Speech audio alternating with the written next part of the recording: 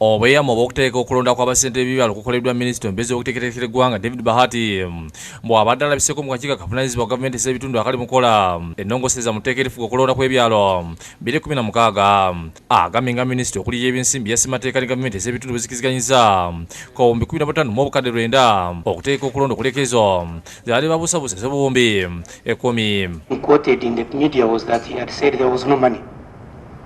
No money for LC elections. When we called him, he said, well, we shall not go beyond 10 billion. Colleagues who are here. So now the statement of the minister now is comforting. This is absolutely comforting for me.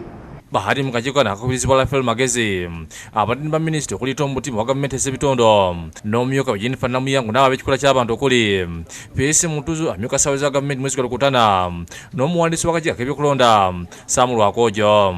Bano bagumiza abaka ne ssente we ziri okuteeka okulonda kuno. With the necessary financing to implement what the people's representative parliament would have passed through the amendments.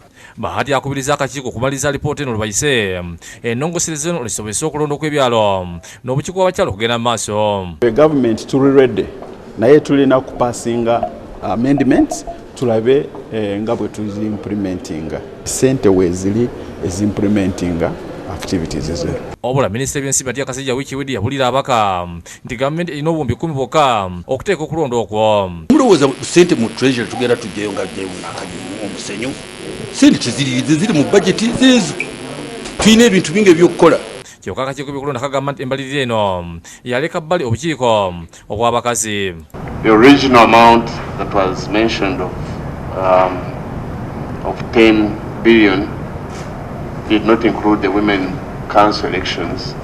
It would definitely be unwise to hold elections for LOCs and then you wait for another 7 months and hold elections for women councils. Ssente w'akakiiko era nga omubaka wa Igara West Rafael Magezi asiimye minisita w'ensimbi olw'okukyusa mu kirowoozo okulaba nga bateeka okulonda kuno.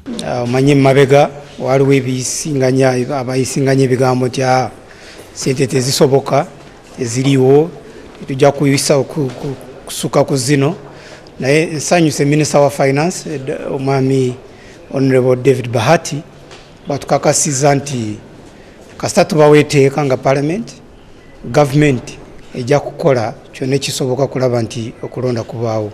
Okulonda okwasemba okuteekebwa emyaka 16 egiyise nga kwaliwo mu 2013.